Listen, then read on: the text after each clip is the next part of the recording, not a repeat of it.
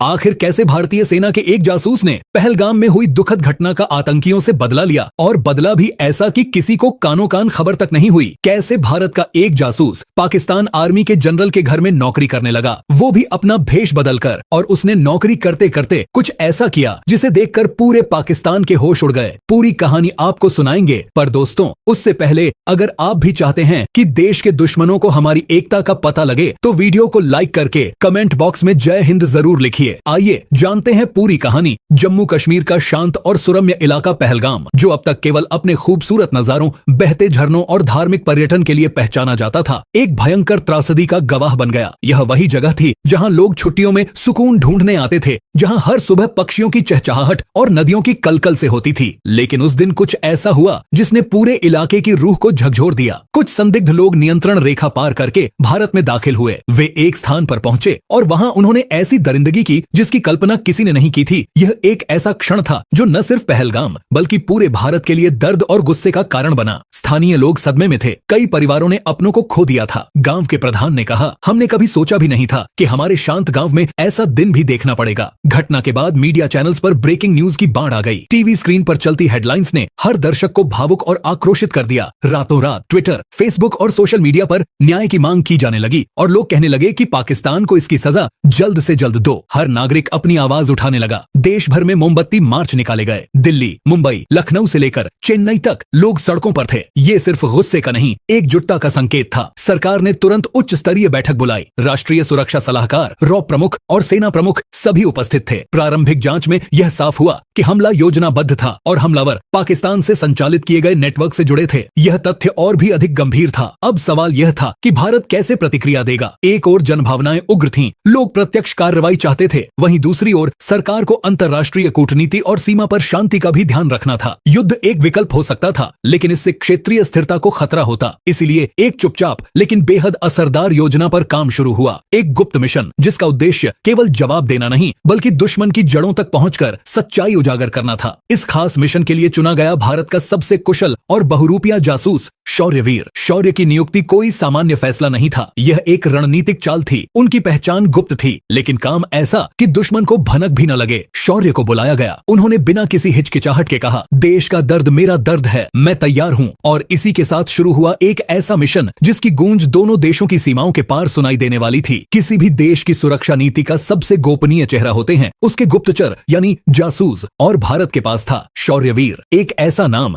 जो किसी सरकारी रिकॉर्ड में नहीं मिलेगा, न ही किसी पहचान पत्र में। वे एक साया थे जो नजर आने से पहले ही अपना काम कर चुके होते थे। शौर्य की पहचान गुप्त थी, लेकिन उनके कारनामे उन चुनिंदा अधिकारियों के जहन में अमिट थे जिनकी नजरों के सामने उन्होंने एक के बाद एक असंभव ऑपरेशन पूरे किए थे। उन्होंने अफगानिस्तान के कंधार में एक बड़े आतंकी नेटवर्क को तहस नहस किया था, वो भी बिना किसी हमले या सीधी मुठभेड़ के। शौर्य के प्रशिक्षण की बात करें तो उन्होंने स्पेशल फ्रंटियर फोर्स से उच्च स्तरीय प्रशिक्षण प्राप्त किया था। वे एक विशेषज्ञ थे साइकोलॉजिकल ऑपरेशन, सिग्नल इंटरसेप्शन और डीप कवर मिशनों में। वो न केवल दुश्मन की भाषा और लहजा सीखते थे बल्कि उनके चलने, बोलने और सोचने के तरीके तक को अपना लेते थे। यही कारण था कि वे कभी अफगान व्यापारी तो कभी नेपाली बौद्ध भिक्षु के रूप में देखे गए, लेकिन पहचाने कभी नहीं गए। एक बार उन्होंने मुंबई में एक विदेशी एजेंट को ट्रैक करने के लिए पूरे 2 हफ्ते एक फेरीवाले का रूप धारण किया था। इतनी गहराई से वे अपने किरदार में उतर जाते थे कि स्थानीय लोग उन्हें सच में उसी रूप में पहचानने लगते थे। वे अभिनय नहीं करते थे, वो किरदार बन जाते थे। दिल्ली में जब पहलगाम हमले के बाद इमरजेंसी बैठक बुलाई गई तो सुरक्षा प्रतिष्ठान को सिर्फ यही नाम याद आया, शौर्यवीर। रॉ ने शौर्य को काम सौंपा कि उसे पाकिस्तान जाना होगा और पाकिस्तान आर्मी के जनरल के घर में किसी भी तरह घुसकर वहां अपनी जगह बनानी होगी और वहां जो कुछ भी होगा उसकी खबर भारत तक पहुंचानी होगी। और साथ ही ये भी पता लगाना है कि जो आतंकी पहलगाम आए थे वो कहां छुपे बैठे हैं और पाकिस्तान ने उन्हें कहां छुपा कर रखा है। अब शौर्य तैयार थे अपने मिशन के लिए। उन्होंने तय किया कि वो एक लड़की बनकर इस मिशन को अंजाम देंगे। शौर्यवीर ने अब अपना रूप बदल लिया था। वे शौर्यवीर से अब साबा खान बन चुके थे,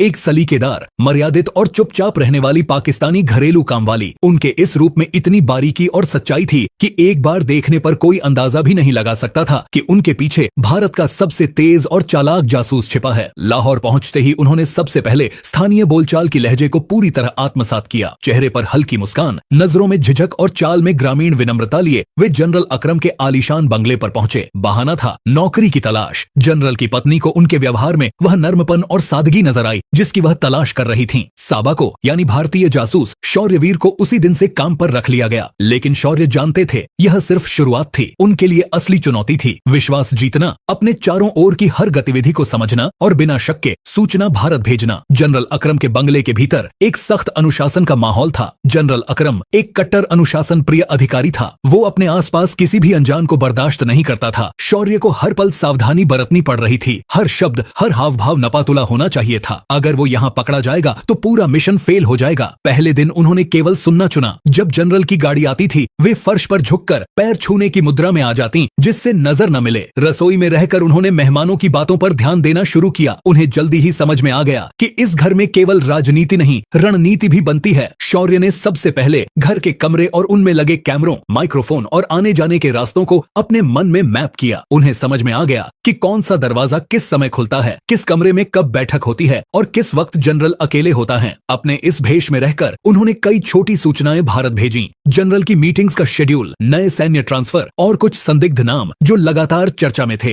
रॉ की टीम इन सूचनाओं को क्रॉस वेरीफाई कर रही थी और हर संदेश से आगे की दिशा तय होती थी। हालांकि चुनौती केवल सूचनाएं जुटाने की नहीं थी, खुद को साबा बनाए रखने की भी थी, क्योंकि अगर पाकिस्तानी जनरल को ये पता चल गया कि जिसे वो साबा समझ रहा है वो एक भारतीय जासूस शौर्यवीर है तो गजब हो जाएगा। अब शौर्य इसमें लगा था कि वो कैसे सबका विश्वास जीते। एक बार जब उन्होंने जनरल की छोटी बेटी को गिरने से बचाया तब पहली बार उन्हें घर में भरोसे की निगाहों से देखा गया। उसके बाद उन्हें रात की चाय से लेकर खाने की ट्रे तक ले जाने की जिम्मेदारी भी मिलने लगी। इसका मतलब था अंदरूनी कमरों में पहुंचना जहां असली सूचनाएं थीं। एक दिन उन्होंने देखा कि जनरल अपने निजी कमरे में दो वरिष्ठ अधिकारियों के साथ एक मैप पर चर्चा कर रहा था। उन्होंने उसी कमरे की सफाई के दौरान एक छोटा सा रिकॉर्डिंग डिवाइस अलमारी के कोने में लगा दिया। धीरे धीरे उन्होंने जनरल की चालों, उसकी सोच और उसकी योजनाओं की परतें खोलनी शुरू की, मगर खतरा हर वक्त सिर पर था। एक गलती, एक झिझक, एक सवाल सब कुछ तबाह कर सकता था। लेकिन शौर्य अब साबा बनकर इस दुश्मन के दिल में उतरने लगे थे और यहीं से शुरू हुई असली जासूसी की कहानी, जहां हर मुस्कान के पीछे एक चाल थी और हर चुप्पी एक संदेश। साबा बनकर शौर्यवीर ने जिस घर में कदम रखा था वहां किसी बाहरी पर यकीन करना आसान नहीं था, खासतौर पर जब वह घर पाकिस्तान के सेना प्रमुख जनरल अकरम का हो। लेकिन शौर्य ने बिना जल्दबाजी किए कदम दर कदम आगे बढ़ाते हुए विश्वास की डोर को बुनना शुरू किया। अब तक साबा ने खुद को बिल्कुल सामान्य रखा था। वे कम बोलते, ज्यादा सुनते, काम में कोई गलती न हो इसका विशेष ध्यान रखते। जनरल की पत्नी उनसे खुश रहने लगी थी। धीरे धीरे उन्होंने रसोई से निकलकर पूरे घर में काम करना शुरू किया। यही वह समय था जब वे घर के भीतर की गहराई में दाखिल होने लगे। एक दिन जनरल की पत्नी की तबीयत अचानक बिगड़ गई। साबा ने बिना किसी घबराहट के घरेलू उपचार किए और पास के क्लिनिक तक खुद ले गईं। इस घटना के बाद जनरल की नजरों में भी उनका स्थान बदल गया। वे अब केवल नौकरानी नहीं, एक भरोसेमंद सदस्य बन गई थीं। जनरल का व्यवहार कुछ बदला बदला लगने लगा था। एक दिन जब वो अकेले थे उन्होंने साबा से कहा, तुम बहुत समझदार हो साबा, अगर तुम पाकिस्तान में जन्मी होती तो मैं तुम्हें अपनी बेटी बना लेता। शौर्य जानता था कि यह उसके मिशन की सबसे अहम स्थिति है, जनरल का भरोसा जीत लेना। उन्होंने विनम्रता से मुस्कुराते हुए सिर झुका लिया और उसी क्षण उन्होंने तय कर लिया कि अब वक्त है अंदर की रणनीति को बाहर लाने का। उन्होंने घर की कई जगहों पर माइक्रो कैमरे और रिकॉर्डिंग डिवाइस फिट किए, खासकर उस स्टडी रूम में जहां जनरल अपने शीर्ष अधिकारियों से गुप्त बैठकें किया करता था। एक शाम जनरल की एक बड़ी बैठक आयोजित हुई थी। एजेंडा था कश्मीर में अगला कदम। उस बैठक में कई अहम अधिकारी मौजूद थे और कई संवेदनशील दस्तावेज खुले रखे गए थे। साबा को आदेश मिला चाय और स्नैक्स लाने का। यह उनके लिए सुनहरा अवसर था। उन्होंने ट्रे के नीचे लगा कैमरा ऑन कर दिया और सटीक एंगल में कमरे में पहुंचा दिया। बैठक में हो रही बातचीत भारत तक लाइव पहुंच रही। जनरल ने कहा, अब समय आ गया है कि हम भारत के भीतर नया मोर्चा खोलें। ऑन ऑपरेशन अंधकार की तैयारी पूरी हो चुकी है। इस पूरी बातचीत की रिकॉर्डिंग शौर्य ने उसी रात सुरक्षित चैनल से भारत भेज दी। रॉ के मुख्यालय में जब यह फाइल पहुंची तो हर अफसर स्तब्ध था। भारत को पहली बार इतनी स्पष्ट जानकारी मिली थी कि पाकिस्तान की सेना किस स्तर पर रणनीति बना रही थी। इस बीच साबा का उठना बैठना अब जनरल की बड़ी बैठकों और उनके परिवार की निजी चर्चाओं तक पहुंच गया था। वे अक्सर जनरल की छोटी बेटी के साथ समय बिताती, जिससे घर के कोनों में जाने का मौका सहज रूप से मिल जाता। हालांकि यह सब करते हुए एक बात हमेशा शौर्य के जहन में रहती, हर पल खतरे से भरा है। बस एक गलत चाल और पूरा ऑपरेशन जलकर राख हो सकता है। लेकिन वे हर बार संयम से काम लेते और अपने चेहरे पर मासूमियत की परछाई बनाए रखते। उनके हर दिन की शुरुआत निगरानी से होती और अंत रिपोर्ट भेजने से। वे जान चुके थे कि मिशन लंबा है, पर अब दुश्मन की सबसे गुप्त दीवारों में सुराख हो चुका था और यही सबसे बड़ी जीत थी। पर एक रात रात कुछ ऐसा हुआ जिसकी कल्पना शौर्य ने नहीं की थी। शौर्य जो अब साबा बनकर पाकिस्तानी जनरल के बंगले में रह रहे थे, उस बंगले में ही उन्हें एक कमरा दे दिया गया था। वो रात के अंधेरे में अपने असली भेष में आ जाते थे, औरतों वाले कपड़े उतार देते थे और विग भी उतारकर वो दिन भर की सारी खबर भारत पहुंचाकर सो जाते थे। पर एक रात जब बाकी घर गहरी नींद में था, शौर्यवीर अपने कमरे में गुप्त संचार उपकरण से भारत से संपर्क कर रहे थे। वह समय बहुत सावधानी का होता था, इसलिए वे सामान्यतः सभी खिड़कियां ढककर, दरवाजा बंद कर और निगरानी उपकरण चालू कर कार्य करते थे। लेकिन उस रात कुछ असामान्य था। खिड़की पर पर्दा ठीक से खींचा नहीं गया था और एक दरवाजे की कुंडी अधूरी छूटी थी। शौर्य को इस बात का अंदाजा नहीं था कि जनरल अकरम, जो किसी अनजान दस्तावेज की तलाश में अपने अध्ययन कक्ष से निकला था, गलती से उसी दिशा में आ रहा है। शौर्य के कमरे के पास से गुजरते वक्त एक धीमी रोशनी और हल्की सी बातचीत की आवाज ने उनका ध्यान खींचा। उसने बिना आवाज किए दरवाजे को थोड़ा सा खोला। जो दृश्य उसने देखा, उसे देख उसके होश उड़ गए। सामने एक आदमी, साबा नहीं बल्कि एक पुरुष, ट्रांसमीटर के सामने बैठा था। सिविलियन कपड़ों में, नकली विग और कपड़ों का ढेर बगल में पड़ा हुआ था। जनरल ने दरवाजा बिना किसी आहट के फिर बंद कर दिया। शौर्य को उस वक्त कोई भनक नहीं लगी कि कोई उसे देख चुका है। वह अपनी संचार प्रक्रिया पूरी करने के बाद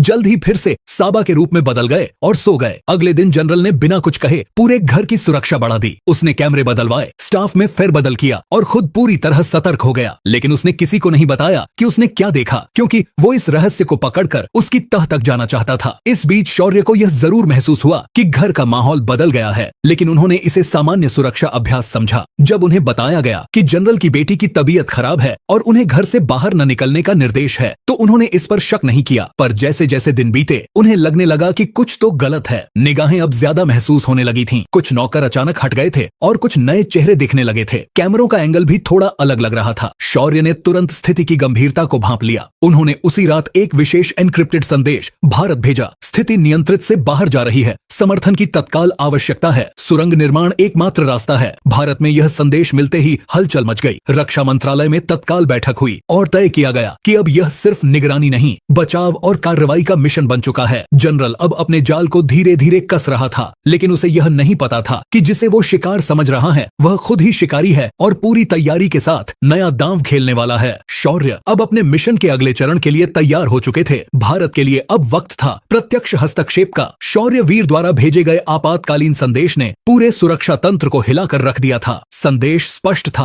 अब गुप्त रूप से पाकिस्तान की सीमा के भीतर पहुंचना होगा, और वह भी बिना किसी पारंपरिक सैन्य टकराव के। विकल्प एक ही था, सुरंग। राष्ट्रीय सुरक्षा सलाहकार की अध्यक्षता में एक आपात बैठक बुलाई गई, जिसमें भारतीय सेना, एनएसजी और इंजीनियरिंग कोर के वरिष्ठ अधिकारी शामिल हुए। 3 घंटे की मैराथन चर्चा के बाद एक रणनीति बनी। एलओसी के करीब एक निर्जन क्षेत्र से एक भूमिगत सुरंग बनाई जाएगी, जो सीधा पाकिस्तान के भीतर उस इलाके तक पहुंचेगी जहां से शौर्य ने संकेत दिया था। सुरंग बनाने का कार्य सौंपा गया भारत के इंजीनियरिंग कोर को और सुरक्षा की जिम्मेदारी दी गई एनएसजी की ब्लैक कैट कमांडो यूनिट को। स्थान चुना गया था बारामूला के पास एक वीरान खेत, जहां दिन में कोई हलचल नहीं होती और रात में घना अंधेरा छाया रहता है। दिन में खेत में जानवर चरते और रात में वहीं जमीन के नीचे 50 फीट गहराई में खुदाई चलती। खुदाई का काम पूरी तरह मैनुअल रखा गया था, जिससे किसी भी तरह की ध्वनि सीमा पार न जाए। खुदाई करने वालों को विशेष नाइट विजन लैंप, श्वास यंत्र और थकावट कम करने वाले भोजन दिए जा रहे थे। शुरुआती एक दिन में सिर्फ 100 मीटर खुदाई हो सकी, लेकिन जैसे जैसे रणनीति स्पष्ट होती गई, काम की रफ्तार बढ़ाई गई। शिफ्टें 3 गुना कर दी गईं। सुबह, शाम और रात हर 6 घंटे बाद टीम बदलती थी। कोई मोबाइल नेटवर्क या जीपीएस डिवाइस इस्तेमाल नहीं किया जा रहा था। 3 दिन के भीतर सुरंग पाकिस्तान सीमा में दाखिल हो चुकी थी। अंत बिंदु उस जंगल की सीमा से सटी थी जहां शौर्य ने संकेत दिया था कि आतंकियों की अस्थायी शरण स्थली है। इस स्थान की पुष्टि रॉ की उपग्रह छवियों और इंटरसेप्टेड कॉल्स से भी हो चुकी थी। सुरंग को इस तरह डिजाइन किया गया था कि उसमें से एक समय में 2 पूरी तरह सुसज्जित कमांडो क्रॉल कर सकते थे। इसके अंतिम छोर पर एक छोटा बेस स्थापित किया गया, जहां संचार उपकरण, मेडिकल किट और अत्यावश्यक वस्तुएं रखी गईं। अब एनएसजी के 10 सर्वश्रेष्ठ कमांडोज चुने गए। ये वे थे जो पहले भी सीमा पार गुप्त अभियानों में शामिल रहे थे। इनमें एक डॉक्टर, एक इंजीनियरिंग एक्सपर्ट, एक भाषा विशेषज्ञ और 7 लड़ाकू विशेषज्ञ थे। हर कमांडो को मिशन के केवल अपने हिस्से की जानकारी दी गई थी, जिससे गोपनीयता बनी रहे। अंतिम रिहर्सल में उन्हें लाल छाया नामक एक ऑपरेशन सिमुलेशन कराया गया, जिसमें उन्हें पाकिस्तान सीमा के नक्शे के आधार पर ध्वनि और प्रकाश रहित मूवमेंट, संदिग्ध पकड़ और त्वरित निकासी की ट्रेनिंग दी गई। सभी तैयारियों के बाद रात 1 बजे ऑपरेशन शून्य की शुरुआत हुई। कमांडो सुरंग में घुसे। उनके पीछे एक इंजीनियरिंग टीम थी जो समय आने पर सुरंग को बंद करने और फिर से खोलने की व्यवस्था व्यवस्था संभालेगी। कुछ दिनों की अथक मेहनत के बाद अब सुरंग पाकिस्तान की सीमा में प्रवेश कर चुकी थी। तब भारतीय सुरक्षा बलों के बीच एक विशेष योजना को अंतिम रूप दिया गया। मिशन का नाम रखा गया ऑपरेशन शून्य। इसका अर्थ था शब्द रहित,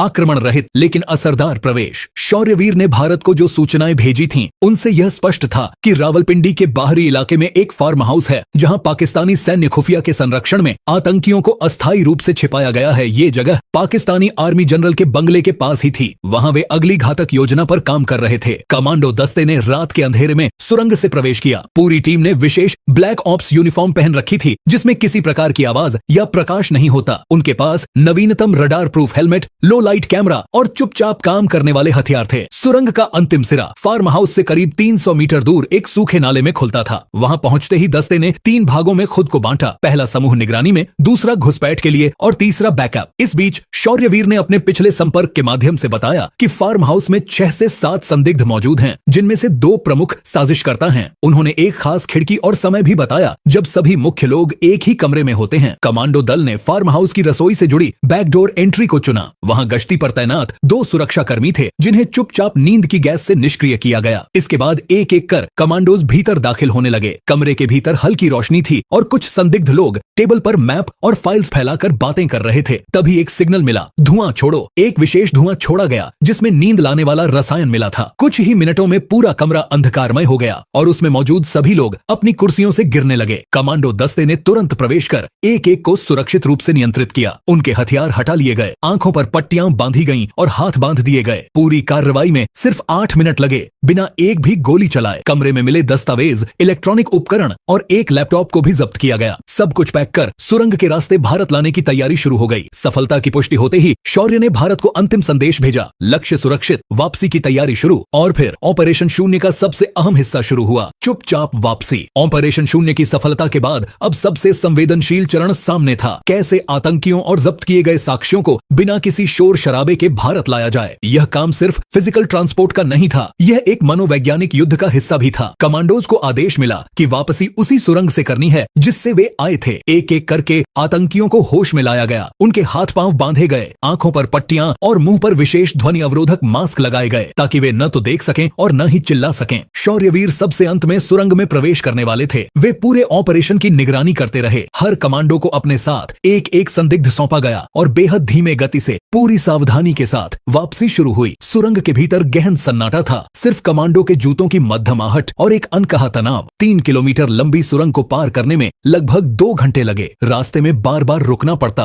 क्योंकि किसी संदिग्ध की सांस तेज हो जाती या कोई असहज हो जाता। लेकिन एनएसजी कमांडोज ने पूरी तैयारी की थी। उनकी मेडिकल टीम हर क्षण सतर्क थी। जब वे भारतीय सीमा में दाखिल हुए तो पहले से तैयार किया गया अंडरग्राउंड बंकर उनका इंतजार कर रहा था। यहाँ एक विशेष सैन्य ट्रक रखा गया था जो बिना किसी चिन्ह के दिखता था, लेकिन अंदर से पूरी तरह अत्याधुनिक निगरानी और सुरक्षा उपकरणों से लैस था। सभी संदिग्धों को इस ट्रक में रखा गया और उन्हें सीधा एक गुप्त सैन्य केंद्र ले जाया गया जहां उन्हें अलग अलग कमरों में रखा गया। इन कमरों की दीवारें साउंड प्रूफ थीं और उनमें 2 तरफा शीशे लगे थे जिससे बाहर से सब कुछ देखा जा सकता था, लेकिन अंदर से नहीं। इसके बाद शुरू हुआ वास्तविक विश्लेषण का चरण। सेना की इंटेलिजेंस यूनिट आरओ और मनोवैज्ञानिक विशेषज्ञों की संयुक्त टीम ने हर संदिग्ध से पूछताछ शुरू की। यह सामान्य पूछताछ नहीं थी। इसमें उन्हें थकाकर नहीं बल्कि उनकी मानसिक संरचना को समझकर उनके अवचेतन में छिपे सच को बाहर लाने का प्रयास किया गया। कुछ ही दिनों में कई चौंकाने वाले तथ्य सामने आए। किसी ने कबूल किया कि वे कराची में ट्रेनिंग लेते थे, किसी ने बताया कि धन कहां से आता है, तो किसी ने खुलासा किया कि अगला लक्ष्य भारत के किस शहर में था। इन सूचनाओं को तुरंत राष्ट्रीय सुरक्षा सलाहकार को भेजा गया और उसके आधार पर कई शहरों में चौकसी बढ़ाई गई। भारत ने सिर्फ आतंकियों को पकड़ा नहीं था, उसने भविष्य की कई घटनाओं को होने से पहले रोक दिया था। इस पूरे समय शौर्यवीर ने सार्वजनिक रूप से कोई भूमिका नहीं निभाई। वे अब भी एक परछाई की तरह ही काम कर रहे थे। पर एक बात स्पष्ट थी, ऑपरेशन शून्य का सबसे बड़ा नायक वही था। जब ऑपरेशन शून्य के तहत पकड़े गए आतंकियों को भारत लाया गया और उनसे अहम जानकारियां हासिल कर ली गईं, तो अब अगला चरण था आधिकारिक कार्यवाही और असली सजा। भारत सरकार ने इस पूरे मिशन को जनता से गोपनीय रखा था, लेकिन जैसे ही उनके खिलाफ पर्याप्त सबूत जुटा लिए गए, उन्हें विशेष न्यायालय में पेश किया गया। सुनवाई बंद कमरे में हुई, पर उससे पहले मीडिया को यह सूचित कर दिया गया कि यह एक बड़ा आतंक विरोधी अभियान था, जिसमें सीमा पार से संचालित गतिविधियों को निष्क्रिय किया गया है। जनता को यह जानकर संतोष हुआ कि भारत ने बिना एक गोली चलाए एक सटीक और साहसिक कार्रवाई करके आतंकियों को धर दबोचा है। पर असली कहानी अभी बाकी थी। इन आतंकियों को उत्तर भारत के एक अज्ञात उच्च सुरक्षा जेल में रखा गया। यह जेल विशेष रूप से उन लोगों के लिए थी जिनसे लंबे समय तक खुफिया जानकारी प्राप्त करनी होती है। हर संदिग्ध को अलग अलग सेल में रखा गया ताकि वे आपस में संपर्क न कर सकें। उन पर 24 घंटे 7 दिन निगरानी रखी जा रही थी। हर गतिविधि रिकॉर्ड होती थी। खाने का तरीका, नींद की अवधि, मनोवैज्ञानिक प्रतिक्रियाएं। पूछताछ सिर्फ शब्दों से नहीं होती थी। भारत की खुफिया एजेंसियों ने साइकोलॉजिकल ऑपरेशन की तकनीकों का इस्तेमाल किया। सामाजिक अलगाव, प्रासंगिक भ्रम और बार बार पूछे जाने वाले भ्रमित करने वाले प्रश्नों से। इसका उद्देश्य था उनकी मानसिक थकावट और सच उगलवाना। जल्द ही एक के बाद एक कई अहम जानकारियां सामने आने लगीं। एक संदिग्ध ने खुलासा किया कि वो अफगान सीमा के पास एक आतंकी कैंप में ट्रेनिंग ले चुका था। एक अन्य ने बताया कि उन्हें क्रिप्टो करेंसी के माध्यम से पैसा ट्रांसफर किया गया। इन सभी सूचनाओं को एकत्र कर सरकार ने एक डिजिटल डोजियर तैयार किया, जो न केवल राष्ट्रीय सुरक्षा के लिए उपयोगी था, बल्कि अंतर्राष्ट्रीय मंच पर पाकिस्तान के खिलाफ मजबूत सबूत साबित हो सकता था। भारत ने यह डोजियर संयुक्त राष्ट्र और अन्य प्रमुख देशों के समक्ष प्रस्तुत किया। नतीजा यह हुआ कि कई अंतर्राष्ट्रीय मंचों पर पाकिस्तान को जवाब देना पड़ा। कई देशों ने उनके खिलाफ कड़े बयान दिए और सहायता में कटौती की चेतावनी तक दे दी। भारत में इस पूरे मिशन के पीछे के नायक शौर्यवीर को अब भी सार्वजनिक रूप से नहीं पहचाना गया था, लेकिन अब वो फिर से कहीं गायब हो गए, शायद एक नए मिशन की ओर। इन आतंकियों की असली सजा सिर्फ कैद नहीं थी, वह एक निरंतर चलने वाली प्रक्रिया थी, जिसमें इन आतंकियों से समय समय पर ऐसी जानकारियां ली जाती रहीं जो भारत की भविष्य की सुरक्षा के लिए अत्यंत आवश्यक थीं। शौर्य ने सिर्फ बदला नहीं लिया था, उन्होंने भारत को भविष्य के हमलों से बचाने की दिशा में एक नया अध्याय शुरू किया था।